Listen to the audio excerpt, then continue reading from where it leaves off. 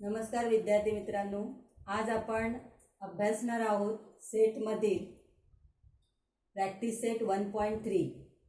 परंतु practice set 1.3 अभ्यासण्यापूर्वी, त्यातील examples अभ्यासण्यापूर्वी काही त्यामध्ये ज्या टर्म्स आहेत त्या आपण पहिला समजून घेऊ.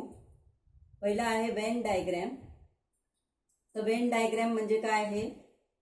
Close figures are used to represent set.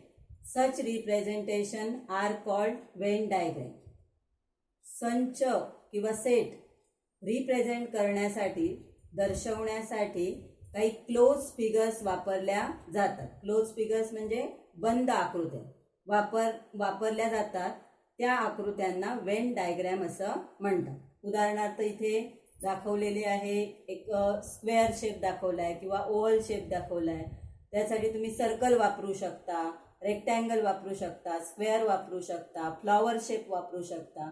असे कोणतेही क्लोज शेप पाहिजेत. फक्त क्लोज शेप असतील तर त्यामध्ये आपण सेट दर्शवू शकतो आणि यालाच वेन डायग्रॅम असं म्हणतात.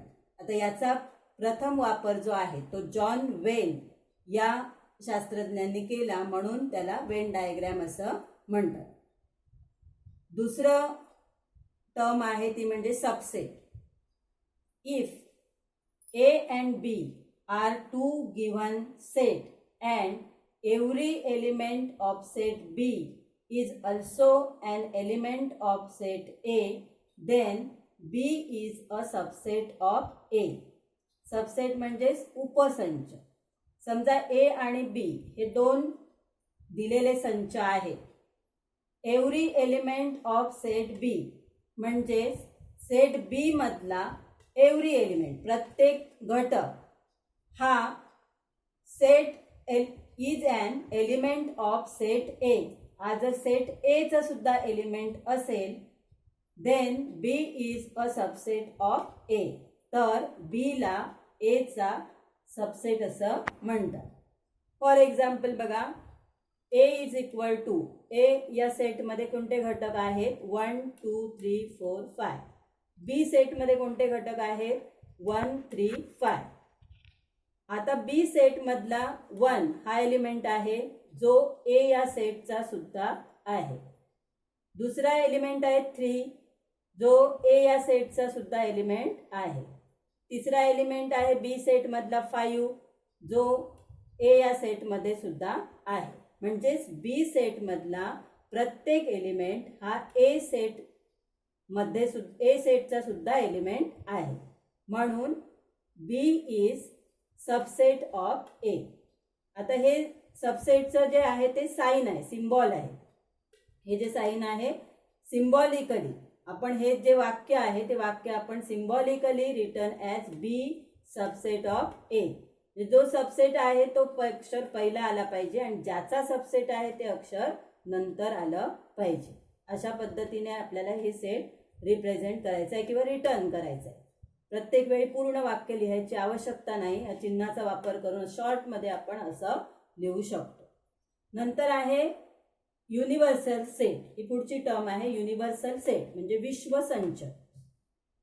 समजा फॉर एक्झाम्पल बघा, एम हा संच आहे की ज्याच्यामध्ये 1 ते 10 पर्यंतचे सर्व नंबर्स आहेत. 1 2 3 4 5 6 7 8 9 10 एलिमेंट्स याच्यामध्ये आहेत.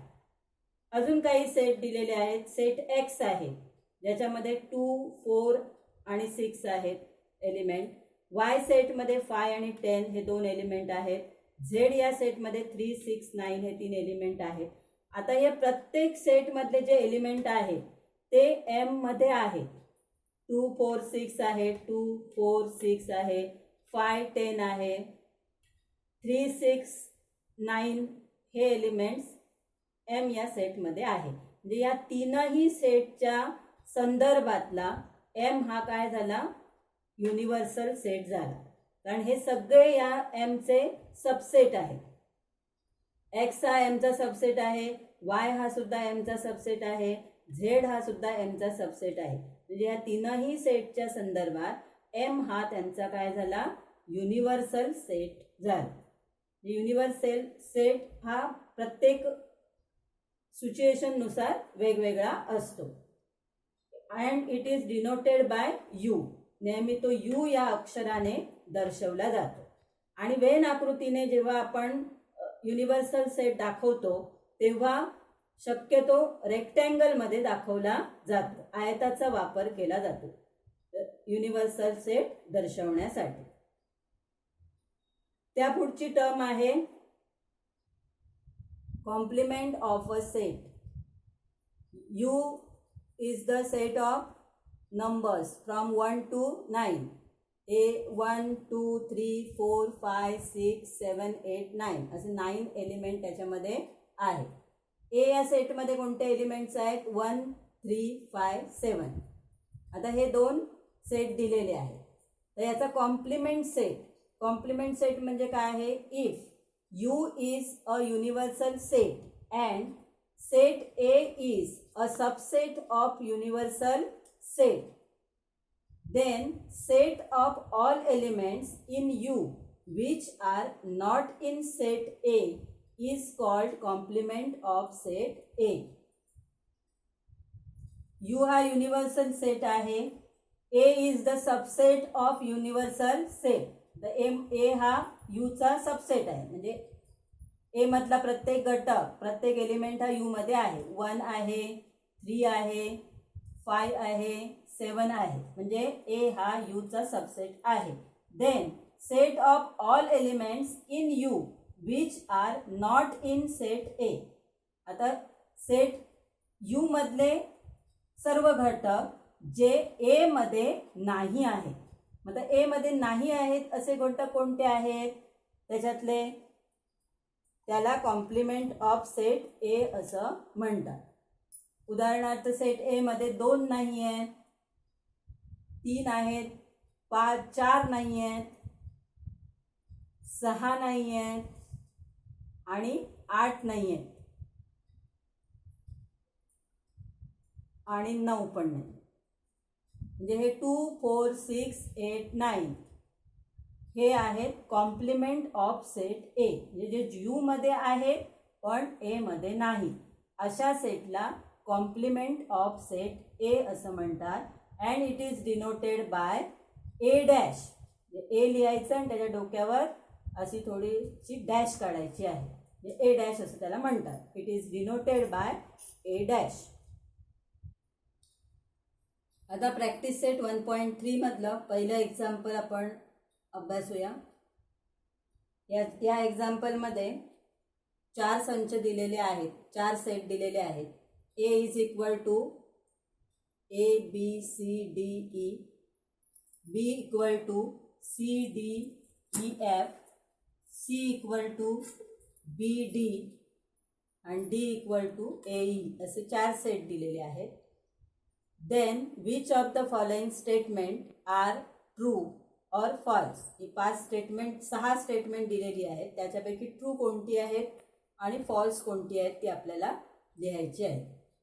आता पहिला स्टेटमेंट काय आहे? तर C is subset of B.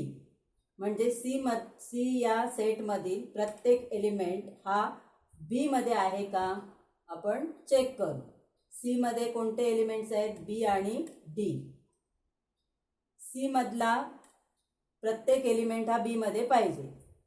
D आहे परंतु बी हा नाही आहे एलिमेंट. त्यामुळे C is not subset of B. मग इथे काय लिहिणार? हे स्टेटमेंट जे आहे ते काय आहे? फॉल्स आहे. हे स्टेटमेंट फॉल्स आहे. दुसरं स्टेटमेंट बघा. ए इज सबसेट ऑफ डी. ए मधला प्रत्येक एलिमेंट हा डी मध्ये पाहिजे. डी मध्ये फक्त 2च एलिमेंट आहेत आणि ए मध्ये 5 एलिमेंट आहेत. म्हणजे ए हा डी चा सबसेट नाही आहे. म्हणजे हेही स्टेटमेंट काय आहे? फॉल्स आहे. तिसरं स्टेटमेंट बघा. D subset of B. D मधला प्रत्येक एलिमेंट हा बी मध्ये आहे का आपण चेक करू. डी मध्ये कोणते एलिमेंट आहेत? ए आणि ई. बी मध्ये ई आहे पण ए हा एलिमेंट नाही आहे. म्हणजे डी हा बीचा सबसेट नाही आहे, म्हणजे हेही स्टेटमेंट काय आहे, फॉल्स आहे. D subset of D A, D मधला प्रत्येक एलिमेंट हा ए मध्ये आहे का बघू आपण. ए आहे, ई सुद्धा आहे, म्हणजेच डी सबसेट ऑफ ए हे स्टेटमेंट काय आहे, ट्रू आहे. बी सबसेट ऑफ ए, बी मधला प्रत्येक एलिमेंट हा ए मध्ये आहे का, याच्यामध्ये सी आहे, ए मध्ये पण सी आहे. डी आहे, ए मध्ये डी आहे. त्यानंतर ई आहे, ए मध्ये सुद्धा ई आहे.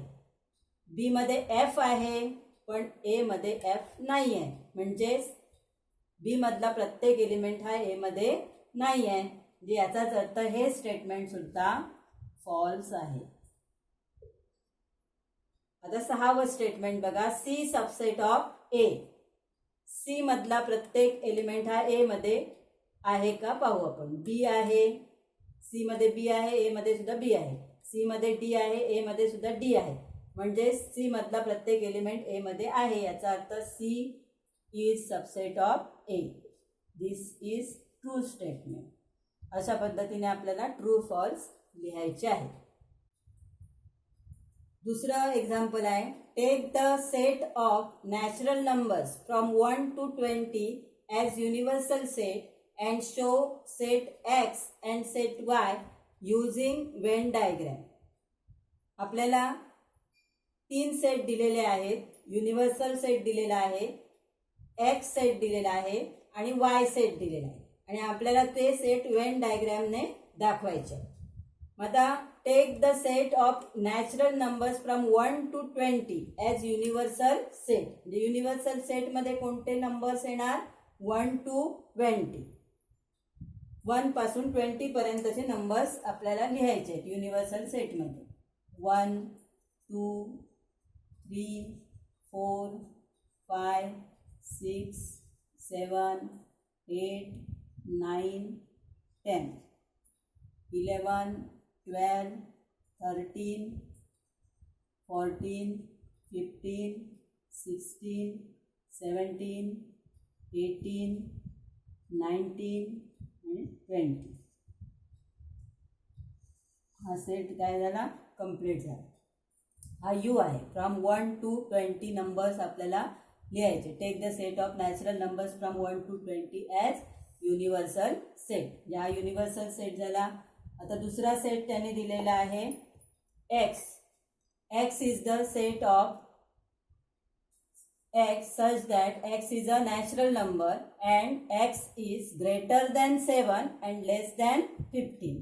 मग x हा 7 पेक्षा मोठा आणि 15 पेक्षा लहान, म्हणजे 7 पेक्षा मोठी संख्या कोणती आहे, 8 9 10 11 12 13 आणि 14, म्हणजे 8 9 10 11 12 13 14. हे त्याच्यामध्ये काय आले, नंबर्स आले. म्हणजे हा सेट आपण लिस्टिंग मेथडने पहिला लिहायचा आहे. तसंच तर वाय सेट आहे, हा सुद्धा लिस्टिंग मेथडने लिहायचा आहे. Y is the set of Y such that Y is a natural number and Y is prime number from 1 to 20. 1 to 20 मधला प्राईम नंबर लिहायचा आहे. तर 1 to 20 मधला प्राईम नंबर कोणता आहे, तर 2 3 5 7 11 13 17 अँड 19. तर हे आपल्याला सेट मिळाले. यू सेट मिळाला, एक्स सेट मिळाला, वाय सेट मिळाला. आता हे आपल्याला वेन डायग्रॅमने दाखवायचं आहे. तर वेन डायग्रॅमने दाखवताना हा जो यू सेट आहे तो नेहमी आपण रेक्टँगलने दाखवायचा आहे. तर हा यू सेट आहे.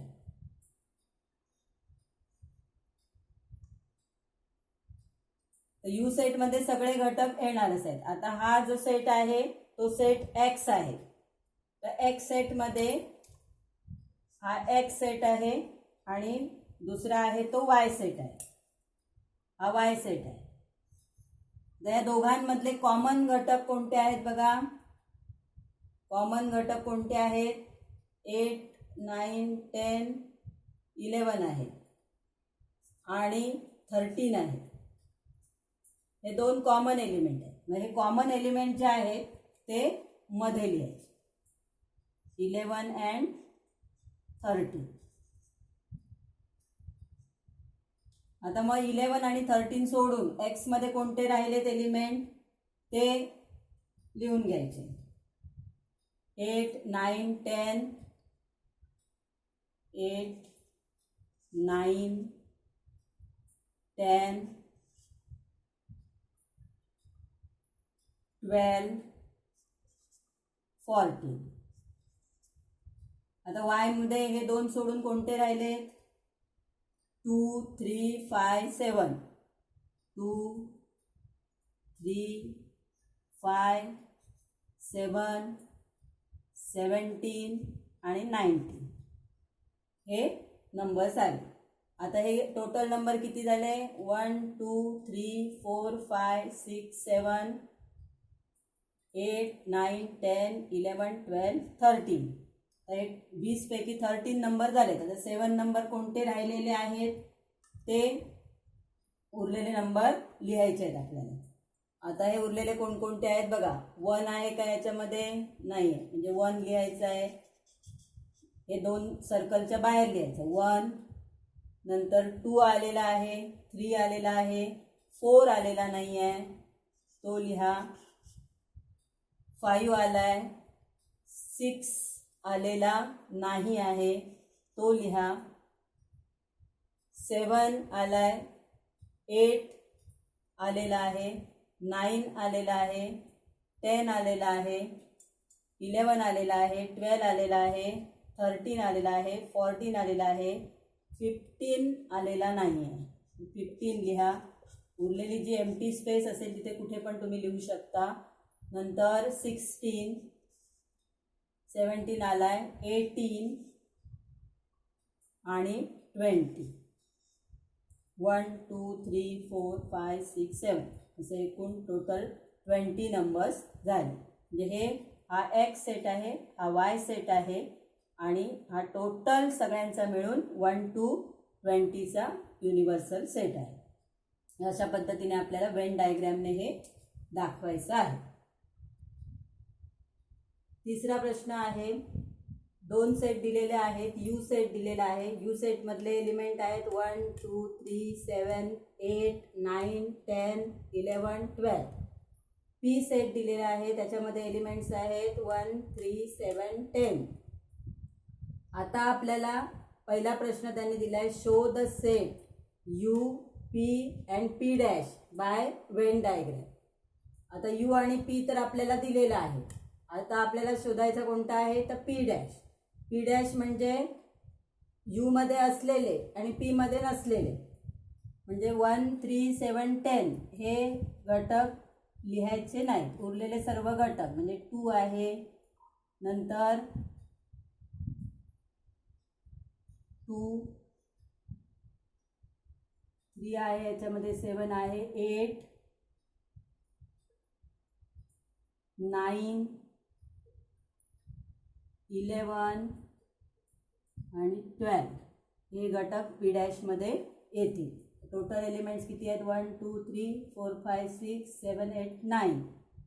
हे 4 झाले आणि हे 5. आता याच्यापैकी आपल्याला हे वेन डायग्रॅमने दाखवायचं आहे. मग वेन डायग्रॅमने हा आतमधला जो संच आहे, म्हणजे दोन वेगवेगळे संच काढायचे आहेत आपल्याला. हा जो आतमधला संच आहे तो आपण पी म्हणून दाखवू शकतो. तर पी मध्ये कोणते? 1, 3, 7, 10. 1, 3, 7, 10 हे एलिमेंट्स झाले. आणि त्याच्या बाहेर पी, पी डॅश. पी डॅशमध्ये कोणते एलिमेंट्स येणार तर हे एलिमेंट 2, 8, 9, 11, 12.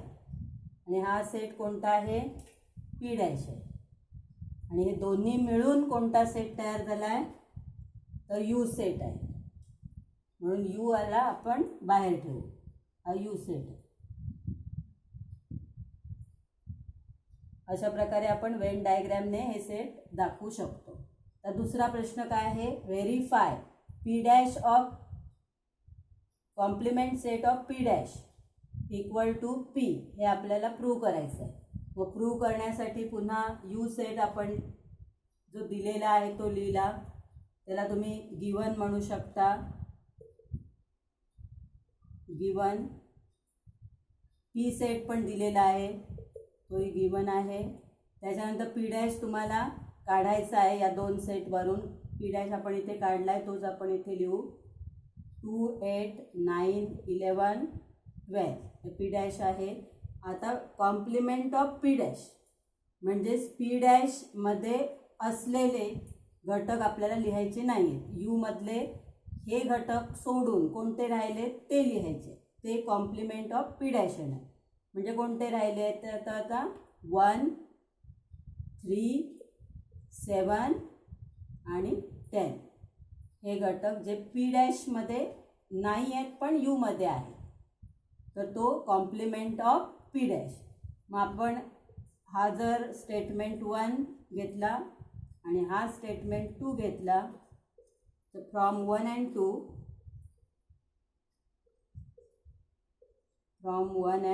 2 वन स्टेटमेंटमध्ये सुद्धा 1, 3, 7, 10 आहे. इथे पण 1, 3, 7, 10 आहेत. म्हणजे ही दोघांची राईट साईड जी आहे ती सेम आहे. याचा अर्थ लेफ्ट साईड सुद्धा सेम पाहिजे. म्हणजे P dash P equal to P dash of dash, P equal to complement of P dash. हे काय झालं, प्रूव्ह झालं. अशा पद्धतीने आपण प्रूव्ह करू शकतो. आता चौथा प्रश्न आहे, A equal to 1, 3, 2, 7 then write any 3 subset of A. एचे सबसेट लिहायचे आहेत. मग एचे सबसेट लिहिताना हेच एलिमेंट्स काय करायचे आहेत, यूज करायचे. कधी 2 एलिमेंट लिहायचे, कधी 1 लिहायचा, कधी 3 लिहायचे. अशा प्रकारे आपण ते सेट तयार करायचे. आता समजा 1 आणि 3 घेतला, हा याचा सबसेट आहे. नंतर 2, 7, 1, 2, 1, 3, 7, 3, 2, 7 अशा प्रकारे तुम्ही कोणतेही सेट लिहू शकता. आणि त्याचा नुसता एम्प्टी सेट लिहिला तरी तो सुद्धा त्याचा सबसेट आहे. अशापैकी कोणतेही तुम्ही 3 सबसेट लिहायचे. याच्यातलेच नंबर्स वापरून सेट तयार करायचे आहे. म्हणजे त्या सेटमध्ये कधी एक घटक असलेला सेट पण तुम्ही लिहू शकता. म्हणजे सिंगल सेट असा 3 असलेला असा सेट पण लिहू शकता. म्हणजे याचे बरेच काय येणार आहेत, सबसेट येणार आहेत. पुढचा 5वा प्रश्न आहे, P is the set of all resident in Pune. M is the set of all resident in Madhya Pradesh. I is the set of all resident in Indore. B is the set of all resident in India. H is the set of all resident in Maharashtra. हे असे 5 set दिलेले आहेत. आणि प्रश्न काय विचारलाय, write subset relation between the set. याच्यातलं काय करायचं आहे, सबसेट रिलेशन, कोण कोणाचा सबसेट आहे ते आपल्याला लिहायचं आहे. आता P is the set of all resident in Pune. P हा पुण्यातील रहिवाशांचा सेट आहे. म्हणजे पुण्यात राहणाऱ्या लोकांचा सेट आहे. आता पुणे कुठे येत आहे, महाराष्ट्रामध्ये येत आहे. आणि पुणे कुठे येत आहे, इंडियामध्ये पण येत आहे. म्हणजेच P is subset of Maharashtra. म्हणजे महाराष्ट्रासाठी लेटर कोणतं दिलं आहे तर H. P is the subset of H. आणि इंडियासाठी लेटर दिले सेटचं B. P is subset of B. हे 2 झाले. त्यानंतर M is the set of all resident in Madhya प्रदेश. तर मध्य प्रदेश हा सुद्धा भारतामध्ये आहे. म्हणजेच M is subset of B. कारण B हा इंडियातील रेसिडेंटवाल्यांचा संच आहे, बरोबर ना. म्हणून M is subset of B. त्यानंतर I is the subset I is the set of all resident in Indore. आता इंदोर कुठे आहे तर मध्य प्रदेशमध्ये आहे, म्हणजे I is subset of M. I is subset of M. आणि इंदोर इंडियामध्ये सुद्धा आहे, म्हणून I is subset of B. त्यानंतर H is the subset of all resident in Maharashtra. Maharashtra कुठे आहे, इंडियामध्ये आहे, म्हणजेच H is the subset of B. H is the subset of B. आता या सगळ्यांसाठी युनिव्हर्सल सेट कोणता असू शकतो असा दुसरा प्रश्न आहे. Which set can be the universal set for above set. ह्या सगळ्या सेटचा युनिव्हर्सल सेट कोणता आहे तर पुणे, मध्य प्रदेश, इंदोर, महाराष्ट्र हे सगळे प्रदेश जे आहेत ते कुठे आहेत, इंडियामध्ये आहेत. म्हणजेच B is the universal set for all this set. म्हणून आपलं उत्तर काय येणार, तुम्ही प्रश्न लिहिला नाहीये, उत्तर लिहिते फक्त. Set B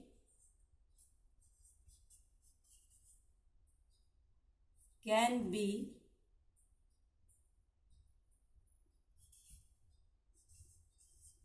the universal set for above set.